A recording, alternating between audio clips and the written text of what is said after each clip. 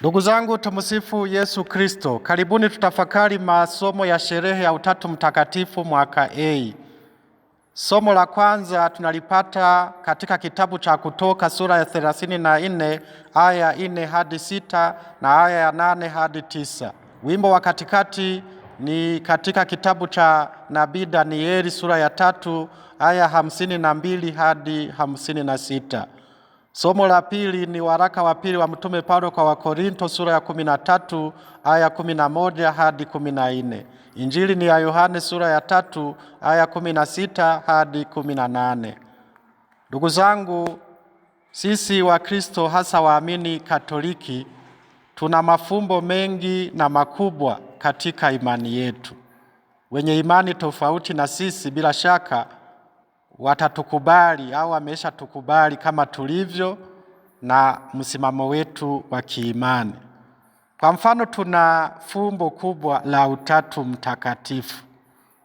Mungu mmoja, Utatu Mtakatifu. Utatu Mtakatifu, Mungu mmoja. Mungu mmoja aliyejidhihirisha katika nafsi tatu. Ni fumbo kweli kweli. Fumbo huwa halieleweki kwa akili ya kawaida ya mwanadamu. Fumbo hupokelewa au hukubalika kwa imani tu. Mwenye imani tofauti na ya wewe muumini, kama ni muungwana, atakuheshimu tu bila kukubaliana nawe, kwa sababu yeye atataka kutumia akili tu ili aelewe kile ambacho wewe muumini umeisha kipokea au umekikubali kwa imani. Nitoe mifano mingine ya mafumbo ambayo tayari yamesha kubalika katika imani ya Wakristo hasa wa Katoliki. Kwa mfano, fumbo la Yesu Kristo, Mungu aliyetwaa mwili wa mwanadamu, fumbo kweli kweli. Fumbo lingine, fumbo la mwili na damu ya Bwana wetu Yesu Kristo katika Ekaristi Takatifu, fumbo kweli kweli. Fumbo lingine, fumbo la Bikira Maria aliyetwaa mimba kwa uwezo wa Roho Mtakatifu, ni fumbo kweli kweli. Lingine, fumbo la Bikira Maria mkingi wa dhambi ya asili. Lingine, fumbo la Bikira Maria mama na bikira. Lingine, fumbo la Bikira Maria kupalizwa mbinguni. Lingine, fumbo la ufufuko wa wafu na uzima wa milele. Mafumbo haya yote na mafumbo mengine hukubalika au hupokelewa kwa imani na sio kwa akili ya kawaida ya mwanadamu. Akili ya kawaida ya mwanadamu ikipokea nuru kutoka kwa Mungu ndiyo inayoweza kupokea au kukubali mafumbo hayo na mafumbo mengine. Kuhusu sasa fumbo la Utatu Mtakatifu, tunaweza tukaona kwamba wokovu wa sisi wanadamu ulitengenezwa na Mungu mmoja katika nafsi tatu. Upendo wa Mungu mmoja katika nafsi tatu ulijidhihirisha kwa sisi wanadamu tangu kuumbwa kwetu. Rejea kitabu cha Mwanzo sura ya 1 aya 26. Na tufanye mtu kwa mfano wetu, kwa sura yetu. Mungu alimuvika mwanadamu taji ya utukufu na hekima. Rejea Zaburi ya 8. Kwa kumuumba kwa mfano na sura yake. Bahati mbaya, mwanadamu anaweza akajiharibia utukufu na hekima yake kwa kutenda dhambi au kwa kuishi dhambini. Bahati nzuri kwa upande mwingine, somo la kwanza linatukumbusha kwamba Mungu wetu zaidi ya kuwa wa upendo ni mwenye huruma kwetu. Mungu hutafuta wokovu wa mwanadamu baada ya kujiweka katika mazingira ya dhambi na upotevu wa milele. Hata hivyo, kanuni ya imani yetu inatuonyesha nafsi zote tatu za Mungu mmoja zilivyohusika katika wokovu wetu. Tunaposema nasadiki kwa Mungu mmoja, Baba Mwenyezi, tunasema kwamba ni muumba wa mbingu na dunia na vitu vyote vinavyoonekana na visivyoonekana. Hiyo ni nafsi ya kwanza ya Utatu Mtakatifu, ambaye ni Baba, ambaye hasa anatajwa kuhusu kuumba. Tunapoenda kwenye nafsi ya pili, ambaye ni Bwana wetu Yesu Kristo, tunasema nasadiki kwa Bwana wetu Yesu Kristo, na kanuni ya imani inatuelekeza kwenye kazi yake ya kutuokoa sisi wanadamu.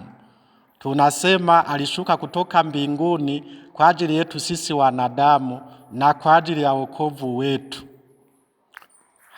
Tunapoenda kwenye Injili ya sherehe hii, ndipo inapotukumbusha kazi ya wokovu ya Bwana tuliojaliwa kutokana na Yesu, Bwana wetu Yesu Kristo kufa kwa ajili yetu. Na tunapoendelea na kanuni yetu ya imani, tukaenda kwenye nafsi ya tatu, tunasema nasadiki kwa Roho Mtakatifu, Bwana na mleta uzima. Roho Mtakatifu anahusishwa kuhusu kuleta uzima, lakini pia kunena kwa vinywa vya manabii. Lakini Yesu anaendelea kumtambulisha Roho Mtakatifu katika Injili ya Yohane sura ya 14 na sura ya 16, anaposema kwamba Roho Mtakatifu ni msaidizi wetu, anayetufundisha na anayetukumbusha mafundisho ya Yesu, anayetusaidia kuyaelewa zaidi na kutuongoza kwenye kweli yote. Ndugu zangu, inaonekana kwamba Mungu wetu Utatu Mtakatifu, Mungu mmoja, alijidhihirisha kwetu kama familia ya nafsi tatu. Tukirejea hata maneno ya kitabu cha Mwanzo sura ya 1 aya 26, na tufanye mtu kwa mfano wetu na kwa sura yetu. Tulikuja kuelewa huo wingi wa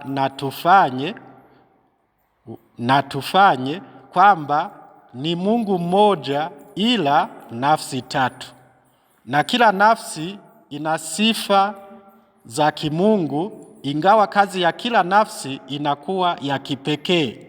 Kila kazi hutendeka kwa ushirikiano wa nafsi zote tatu. Ndugu zangu, hapa tunaweza tukajifundisha, hasa familia zetu zinaweza kupata fundisho hapa. Maana familia zetu zinapaswa kuishi zikizingatia kielelezo au mfano wa Utatu Mtakatifu. Kazi ya baba wa familia, kazi ya mama wa familia, kazi za wazazi huwa zinatofautiana na kazi za watoto. Lakini kazi ya kila mmoja ndani ya familia ni ya muhimu na inajenga umoja wa familia, inajenga maisha na mapendo katika familia. Ni vizuri kila mwanafamilia akifanya kinachoeleweka na kinachokubalika kwa wanafamilia wengine. Ndio maana kuna umuhimu wa vikao vya familia. Tukifanya hivyo, tutaepuka ugomvi, migogoro, vurugu na mafarakano ndani ya familia zetu. Tutashuhudia upendo, umoja, amani na furaha, huku tukijiweka pia chini ya maombezi ya familia takatifu ya Yesu, Maria na Yosefu. Ni familia takatifu kweli kweli, haikuwa na mgogoro wowote. Itaombea familia zetu mbalimbali. Hiyo familia ya mfano ambayo ni familia takatifu ya Yesu, Maria na Yosefu itaombea familia zetu mbalimbali. Na tukabidhi maombezi yetu kwa hiyo familia, watusaidie kuyaonyosha na kuyafikisha kwa Utatu Mtakatifu. Tuombe. Utatu Mtakatifu, Mungu mmoja, tunakuabudu. Utukufu ni wako, usifiwe milele. Tunakuomba uzibariki familia zetu, hasa familia zenye migogoro na matatizo mbalimbali. Washushie mwanga wa neema, waone na wapate suluhisho ya shida zao. Kwa msaada wako, familia zetu zitaimarika. Utofauti wetu na karama zetu mbalimbali vitakuwa kama utajiri wetu na kwa ajili ya kufaidiana. Jumuiya zetu zitaimarika, kanisa letu litajengeka, nchi zetu zitakuwa na maendeleo thabiti na dunia yetu itakuwa na amani. Na kilele cha furaha yetu kitakuwa kukuona Utatu Mtakatifu kama ulivyo katika ufalme wako na utukufu wako. Atukuzwe Baba na Mwana na Roho Mtakatifu, kama mwanzo na sasa na siku zote na milele. Amina. Asanteni kwa kunisikiliza. Mungu awabariki.